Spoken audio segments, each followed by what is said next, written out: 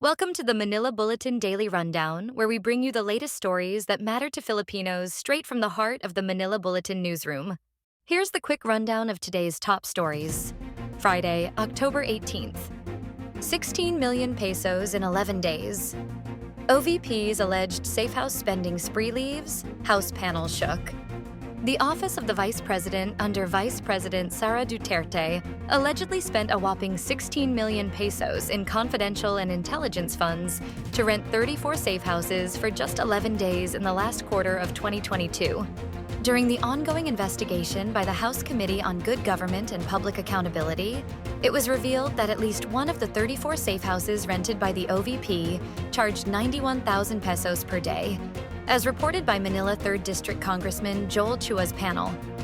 Records tackled by the panel showed that the OVP spent 16 million on rental payments for 34 safe houses, with amounts ranging from 250,000 to 1 million, paid to each owner between December 21st and 31, 2022.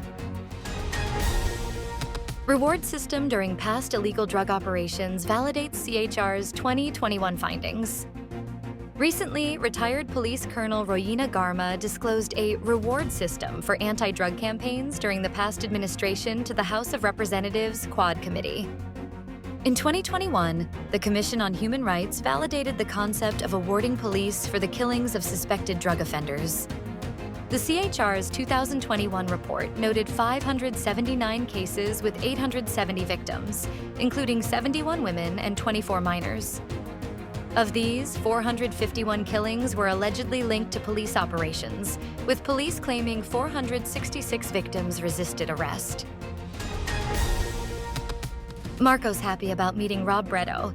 President Marcos described his short meeting with former election rival, former Vice President Leni Robredo, as a political reconciliation, and that he was happy that it happened. Marcos said this after his photo exchanging smiles and shaking hands with Robredo. His rival for the presidency in 2022 in Sorsogon made headlines on Thursday. VP Duterte had direct control of DepEd's confidential and intelligence funds, says her trusted Lieutenant Poa. Vice President Sara Duterte had direct control over the confidential and intelligence funds of the Department of Education during her time as secretary, according to former DepEd Undersecretary Michael Poa. During the latest hearing of the House Committee on Good Government and Public Accountability, he clarified to Representative Jonathan Keith Flores that although he responded to an audit memorandum from the Commission on Audit, he was not involved in the decision-making for the confidential and intelligence funds. It would probably be the secretary or those responsible for the confidential funds, Poa stated. On Thursday, Poa was scrutinized for using certifications from the Armed Forces of the Philippines to justify DepEd's spending of confidential and intelligence funds. Willie Revillame has no concrete plans as Senate candidate. Unlike other individuals running in the upcoming elections, TV host comedian Willie Revillame is gunning for a seat in the Senate without a solid plan of action. According to him, he'd devise one only if he wins. He admitted this in a recent interview with Gretchen Ho, who asked him point-blank about it. Diesel, gasoline prices to decrease next week.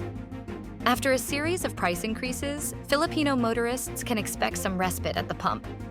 According to Jetty Petroleum, based on the latest 4-day moving average of Singapore Platts data, fuel prices are expected to decrease next week. Diesel is projected to see a rollback of approximately 90 cents to 1 peso and 10 cents per liter, while gasoline prices are likely to drop by around 50 cents to 70 cents per liter. Kerosene is also expected to experience a reduction of 1 peso and 3 cents per liter. Low-pressure area forms over Pacific Ocean. A low-pressure area has formed over the Pacific Ocean, near the Philippine Area of Responsibility, said the Philippine Atmospheric, Geophysical, and Astronomical Services Administration. PAGASA said the low-pressure area was located 2,040 kilometers east of eastern Visayas around 3 a.m. In the next 24 hours, the low-pressure area is not expected to enter or affect any part of the country. However, along the Intertropical Convergence Zone, another low-pressure area may develop. It could enter the Philippine Area of Responsibility over the weekend and become a tropical cyclone early next week. King Charles III lands in Australia's Republic debate in the first visit by a monarch in 13 years. King Charles III and Queen Camilla arrive in Sydney for the first Australian visit by a reigning monarch in more than a decade, a trip that has rekindled debate about the nation's constitutional links to Britain. The Sydney Opera House's iconic sails will be illuminated with images of previous royal visits to welcome the couple, whose 6-day trip will be brief by royal standards. He is only the second reigning British monarch to visit Australia. His mother, Queen Elizabeth II, became the first 70 years ago. Stay updated with the latest news. Visit our website at www.mb.com.ph or follow us on social media. Thanks for tuning in to the Manila Bulletin Daily Rundown.